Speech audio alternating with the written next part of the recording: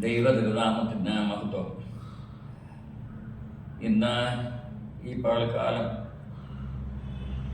നിങ്ങളോടൊപ്പം ഈ വീഡിയോയിൽ വന്നിരിക്കുന്നതിൻ്റെ പ്രധാന വിഷയം, കഴിഞ്ഞ കാലങ്ങളിൽ എൻ്റെ ജീവിതത്തിൽ സ്വർഗത്തിലെ ദൈവം ചെയ്ത നന്മകളും അനുഗ്രഹങ്ങളെ സംബന്ധിച്ചിടത്തോളം, ദൈവം നടത്തുന്ന വഴികളെ സംബന്ധിച്ചിടത്തോളം വ്യക്തമായി മറ്റുള്ളവരെ അറിയിക്കുക എന്നുള്ള ആ ലക്ഷ്യത്തോടുകൂടെ ഒരു വീഡിയോ പരമ്പര ഇന്നിവിടെ ആരംഭിക്കുകയാണ്. ദൈവകൃപയാൽ കഴിഞ്ഞ കാലങ്ങളിൽ വിശ്വാസത്തിൽ വന്നതിന് ശേഷം ഞാൻ 1984 വിശ്വാസ ജീവിതത്തിൽ കടന്നു വരുന്നത്. അതിനുശേഷം എൻ്റെ ജീവിതത്തിൽ സ്വർഗത്തിലെ ദൈവം ചെയ്തിട്ടുള്ളതായ കരുതലുകൾ, ദൈവം ചെയ്തതായ നന്മകൾ എല്ലാം ഓർത്ത് ദൈവത്തിന് മഹത്വം അർപ്പിക്കുന്നു. വിശ്വാസ ജീവിതത്തിൽ വന്നപ്പോൾ എടുത്ത തീരുമാനമാണ്, ഇനി ശേഷിക്കുന്നതായ കാലയളവ് ആവോളം കർത്താവിൻ്റെ വേലയ്ക്ക് വേണ്ടി സമർപ്പിക്കുക എന്നുള്ള ഒരു ചിന്താഗതിയോടുകൂടിയാണ് ഞാൻ വിശ്വാസ ജീവിതത്തിൽ കടന്നു വരുന്നത്. ദൈവത്തിൻ്റെ കൃപയാൽ അന്ന് മുതൽ ഇന്നുവരെയും വളരെ വിശ്വസ്തയോടുകൂടെ, വളരെ ദൈവകൃപയോടുകൂടെ ആ സ്ഥാനത്ത് മുന്നേറുവാൻ ദൈവാഭരണങ്ങളെ തരുന്നു. വിശ്വാസ ജീവിതത്തിൽ കടന്നു വന്നതിന് ശേഷം തമിഴ്നാടിൻ ചില പ്രദേശങ്ങളിൽ അവിടെയുള്ളതായ ജനത്തിൻ്റെ അന്യ ആരാധന, ജീവനുള്ള ദൈവത്തെ ആരാധിക്കുന്ന ആ ഒരു നിലപാടിൽ നിന്നും വ്യത്യസ്തമായിട്ട് കല്ലിനെയും മരത്തെയും അതുപോലെ തന്നെ പ്രകൃതി ശക്തികളെയും ഒക്കെ ആരാധിക്കുന്ന ഒരു ജനഭാഗത്തെ അവിടെ കാണുവാനായിട്ട് സാധിച്ചു. എന്നോടൊപ്പം ഇന്ന് ഡാളസിലായിരിക്കുന്ന ദൈവദാസൻ ജോസ് മാത്യു അവറുകളും ഞങ്ങൾ ഒരുമിച്ച് 1992 തമിഴ്നാട്ടിൽ ആലങ്കുളം കേന്ദ്രമാക്കി ഒരു പ്രവർത്തനം ആരംഭിക്കാൻ ദൈവാവസരം തന്നു. ആദ്യകാലങ്ങളിൽ ഞങ്ങളവിടെ ചെല്ലുമ്പോൾ ഞങ്ങളെ സ്വീകരിക്കാനും സുവിശേഷം പറയുവാനും ദൈവ പ്രവൃത്തികളെക്കുറിച്ച് മറ്റുള്ളവരെ അറിയിക്കാനുള്ള ഒരു നല്ല സാഹചര്യമൊന്നും ഉണ്ടായിരുന്നില്ല. എന്നാൽ കാലങ്ങൾ മുമ്പോട്ട് പോയപ്പോൾ, ദിവസങ്ങൾ മുമ്പോട്ട് പോയപ്പോൾ അതിന് ദൈവം അവിടെ ആയിട്ട് അവസരങ്ങളെ തന്നു. ഞങ്ങളുടെ വാടക വീട്ടിൽ ആരംഭിച്ചതായ പ്രവർത്തനം ഇന്നിപ്പോൾ തിരിഞ്ഞു നോക്കുമ്പോൾ വളരെ അത്ഭുതകരം എന്ന് പറയട്ടെ. അനേക സഭകളിലുമായി, അനേക കൂടിവരവുകളോടായിട്ട് അനേക ഗ്രാമങ്ങളിൽ സ്വന്തമായ ആരാധനാലയങ്ങൾ സ്ഥാപിച്ച് സ്വന്തമായ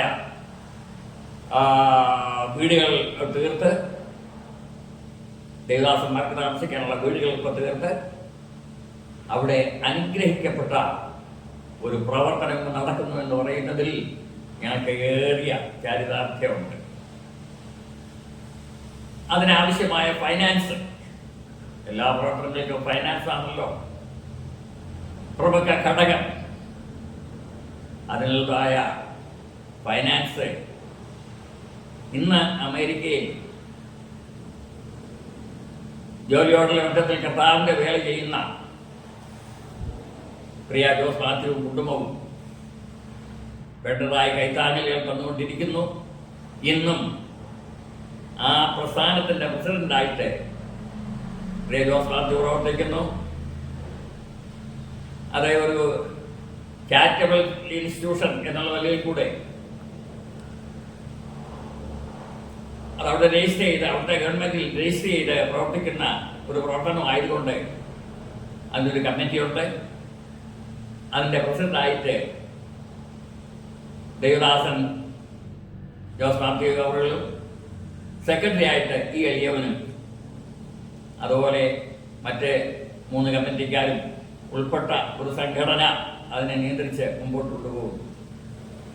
അവിടെ ഇപ്പോൾ പുതിയ പുതിയ ആരാധനാലയങ്ങൾ തീർന്നുകൊണ്ടിരിക്കുന്നു.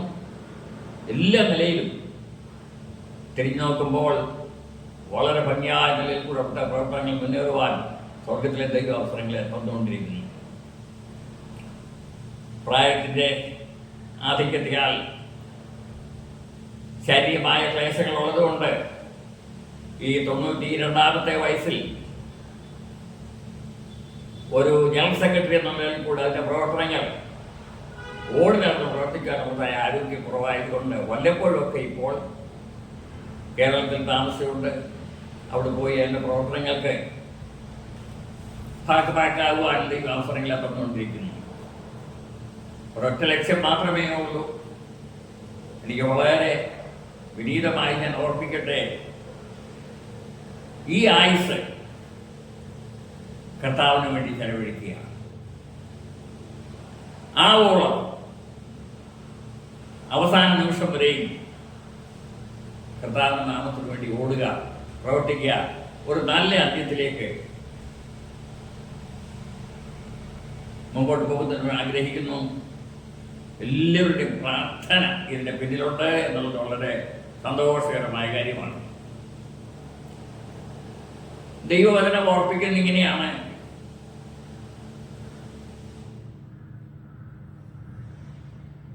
മനുഷ്യന്റെ ആയുസ്, അതേ സംബന്ധിച്ച് പറഞ്ഞിരിക്കുന്ന മനുഷ്യന്റെ ആയുസ് പുല്ല് പോലെയാകുന്നു, വയലിലെ പൂവോളം പൂക്കുന്നു, കാറ്റതിന്മേൽ അടിക്കുമ്പോൾ ഇതില്ലാതെ പോകുന്നു, അതിന്റെ സ്ഥലം പിന്നെ അതിനെ അറിയുകയുമില്ല എന്ന് ഒഴുത്ത് പറയുമ്പോൾ മനുഷ്യന്റെ ആയുസിന്റെ ദൈർഘ്യത്തെക്കുറിച്ച് പറഞ്ഞിരിക്കുന്നത് ഞങ്ങളുടെ ആയുഷ്കാലം 70 സംവത്സരം, ഏറെയായാൽ 80 സംവത്സരം. അതിന്റെ പ്രതാപം പ്രയാസവും ദുഃഖവും അത്രേ, അത് വേഗം തീരുകയും ഞങ്ങൾ പറന്നു പോവുകയും ചെയ്യും. പ്രിയരെ, ഇന്ന് ഈ വീഡിയോ ശ്രദ്ധിക്കുന്നതായ നിങ്ങൾ ശ്രദ്ധയിൽ ഓർപ്പിക്കട്ടെ, ഒരുറപ്പ് നമുക്ക് തന്നിട്ടുണ്ട്, ഇവിടുത്തെ ജീവിതം കഴിഞ്ഞാൽ നാം പറന്നു പോകും എന്ന്. ഈ ആയുസ്സിലായിരിക്കുമ്പോൾ, ഈ ജീവിതത്തിലായിരിക്കുമ്പോൾ നാം ഏറ്റെടുക്കേണ്ടതും അറിഞ്ഞിരിക്കേണ്ടതും അനുകരിക്കേണ്ടതുമായ ഒരു വിഷയമാണ്, ഇവിടുത്തെ ജീവിതം കഴിഞ്ഞാൽ ഞാൻ എവിടേക്ക് പോകും. ആ ഉറപ്പ് ദൈവവചനമായ ബൈബിളിൽ നാം ഉറപ്പ് തന്നിട്ടുണ്ട്.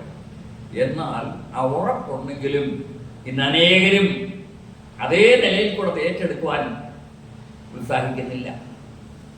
ഇവിടെ ഒന്ന് ജീവിക്കണം, ഇവിടെ കാര്യമായ നിലയിൽ കൂടെ ലോകത്തിൻ്റെ ഇമ്പങ്ങളിൽ കൂടെ മുമ്പോട്ട് പോകണം. നല്ല വീട് വേണം, നല്ല ഡിപ്പോസിറ്റ് വേണം, നല്ല വാഹനം വേണം, നല്ല ആഹാരം കഴിക്കണം, ഇവിടെ പേര് വേണം, പെരുമ വേണം, എല്ലാം വേണം എന്നുള്ള ഒരു കാഴ്ചപ്പാടാണ് ഇന്നത്തെ ആത്മീയ ഗോളത്തിൻ്റെ ആ ഒരു ലെവൽ. എന്നാൽ ദൈവവചനം സമ്മതിക്കുന്നില്ല. ദൈവവചനം ഓർപ്പിക്കുന്നത് ഞങ്ങളുടെ ആയുഷ്കാലം ചാഞ്ഞു പോകുന്ന നിഴൽ പോലെ എന്നത്രേ. അങ്ങനെയാണെന്ന് ഒരിക്കലും അടുത്ത നിമിഷത്തെക്കുറിച്ച് നമുക്കാർക്കും യാതൊരു ഉറപ്പുമില്ലാതിരിക്കുമ്പോൾ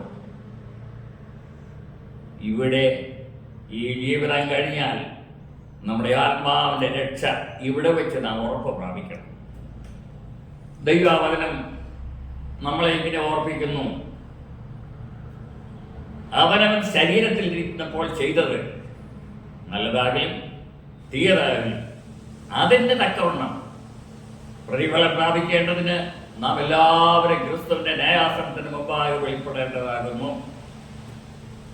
അങ്ങനെ വരിയിൽ ഈ ലോകത്തിൽ വെച്ച് നമ്മൾ പ്രവർത്തിച്ചത്, ചിന്തിച്ചത്, പറഞ്ഞത് നാം ഇങ്ങനെ ആയിരുന്നു എന്നുള്ളതിനെ ആശ്രയിച്ചായിരിക്കുമല്ലോ നമ്മുടെ നിത്യത കുടികൊള്ളുന്നത്.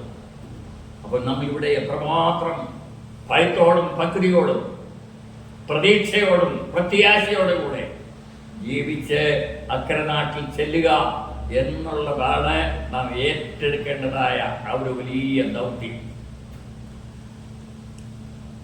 ഇത് കഴിഞ്ഞാൽ അടുത്ത പടി എന്താണെന്നുള്ളത് അനേകർക്ക് ഇന്ന് ഒരു നിശ്ചയവുമില്ല. മരിച്ചിട്ട് ആരെങ്കിലും സ്വർഗത്തിൽ പോയിട്ട് കണ്ടിട്ടുണ്ടോ? അവിടെ ആരെങ്കിലും ഇതുവരെയായിട്ട് എത്തിയിട്ടുണ്ടോ? അതിന് ഉറപ്പുണ്ടോ? ഇത് കഴിഞ്ഞാൽ എന്തുവാണെന്നുള്ളതിനെ സംബന്ധിച്ച് എന്തുവാണ് ഉറപ്പ് എന്നൊക്കെ ചോദിക്കുന്ന ആള് എന്നാൽ ദൈവവചനം എന്ത് പറയുന്നു?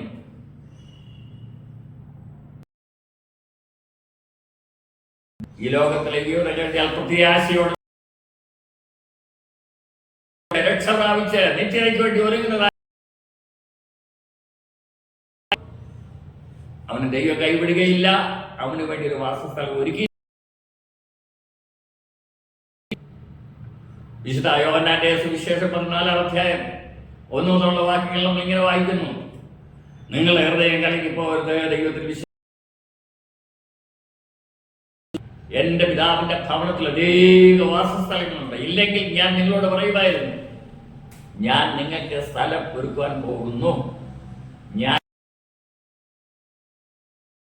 ഇരിക്കുന്ന ഇടത്ത് നിങ്ങൾ ഇരിക്കേണ്ടതിന് പിന്നെയും വന്ന് നിങ്ങളെ ചേർത്ത് കൊള്ളും. ആ ഉറപ്പ് നമുക്ക് ലഭിച്ചിട്ടുള്ളത് കൊണ്ട്, ആ ഉറപ്പ് നാം പ്രാപിച്ചിട്ടുള്ളത് കൊണ്ട് നമുക്കൊരു നാളും നിരാശപ്പെടേണ്ടി വരികയില്ല. അവൻ നമുക്കായി ഒരു നഗരം കാഴ്ചപ്പാട് ഏറ്റുകൊണ്ട് നിത്യതയ്ക്ക് വേണ്ടി, ഈ ലോകത്തിൽ ദൈവം തരുന്ന ആയുസ് നിത്യതയ്ക്ക് വേണ്ടി ചെലവഴിപ്പാൻ സ്വർഗത്തിലെ ഓർപ്പിക്കട്ടെ. വിശ്വാസം ഞാൻ നേരത്തെ ഓർപ്പിച്ചല്ലോ. വിശ്വാസ ജീവിതത്തിൽ കടന്നു വന്നതായ ആ കാലം മുതൽ ഞാൻ ഒരു ദൈവദാസൻ എന്നുള്ളതിൽ കൂടെ ഒരു എന്നാൽ ബൈബിൾ പഠിക്കുവാൻ ദൈവ അവസരം തന്നിട്ടുണ്ട്. അതിലെ സത്യം മനസ്സിലാക്കുവാൻ ദൈവ അവസരങ്ങളെ തന്നിട്ടുണ്ട്. ഇന്ത്യ ദൈവസഭയുടെ കേരള സ്റ്റേറ്റ് എന്ന് പറയുന്ന സംഘടനയുടെ ഒരു ഓൺലൈനിൽ പാസ്സായിട്ട് കഴിഞ്ഞ 36 വർഷമായിട്ട് പ്രവർത്തിപ്പാൻ ദൈവ അവസരങ്ങളെ തന്നുകൊണ്ടിരിക്കുന്നു. ആകെ ഇതിനോടകം സഭാ ശുശ്രൂഷ എന്ന് പറയുന്ന കേവലം 5 സഭകൾ മാത്രമേ സഭാ ശുശ്രൂഷയിൽ ഇരുന്നിട്ടുള്ളൂ. ബാക്കിയുള്ളതായ സമയങ്ങൾ ആവോളം ഓടി നടന്ന് ദൈവരാജ്യത്തിൻ്റെ വ്യാപ്തിക്ക് വേണ്ടി പ്രവർത്തിക്കുന്നു എന്ന് പറയുന്നതിൽ എനിക്ക് വളരെ സന്തോഷമുണ്ട്. പരസ്യയോഗങ്ങൾ, ആളാം പ്രതി സുവിശേഷം അറിയിക്കൽ, ട്രാക്റ്റുകൾ വിതരണം ചെയ്യുക, അതുപോലെ ജംഗ്ഷനുകളിൽ ദൈവവചനം പ്രസംഗിക്കുക, ഭവനം സന്ദർശിക്കുക, അതുപോലെ കഷ്ടപ്പെടുന്ന, പ്രയാസപ്പെടുന്ന, ബുദ്ധിമുട്ടുന്ന ജനത്തിൻ്റെ മധ്യയിൽ ചെന്ന് യേശുവിനെ കുറിച്ച് പറഞ്ഞ്, രക്ഷയെക്കുറിച്ച് പറഞ്ഞ്, നിത്യരക്ഷയ്ക്ക് വേണ്ടി എന്തെല്ലാം കാര്യങ്ങൾ ചെയ്യണമെന്നൊക്കെ പറഞ്ഞ് അവരെ ധൈര്യപ്പെടുത്തി മുമ്പോട്ട് പോകുവാൻ ഉള്ള അവസരങ്ങൾ ഇന്നും തന്നുകൊണ്ടിരിക്കുന്നു. ഈ പ്രായത്തിൽ ചെറുപ്പക്കാരോടൊന്നും പ്രവർത്തിക്കുന്ന പോലെ പ്രവർത്തിക്കാൻ സാധിക്കുന്നില്ല ജോലിയിലും. ആവോളം എന്നെ ഏൽപ്പിച്ചതായ ശുശ്രൂഷ ഇന്നും ചെയ്തുകൊണ്ടിരിക്കുന്നു എന്നെനിക്ക് സന്തോഷമായിട്ട് പറയാനായിട്ട് സാധിക്കും. 2 ടീമിൻ്റെ പ്രവർത്തനങ്ങൾ ഈ നാളുകളിൽ അതുമായിട്ട് ബന്ധപ്പെട്ട് പ്രവർത്തിക്കുന്നു. ഒന്ന്, മരണം കേന്ദ്രമാക്കി പ്രവർത്തിക്കുന്ന V1 in Christ gospel team എന്നുള്ളതായ സംഘടനയോട് ചേർന്ന് കഴിഞ്ഞ 30 വർഷമായി പ്രവർത്തിച്ചുകൊണ്ടിരിക്കുന്നു.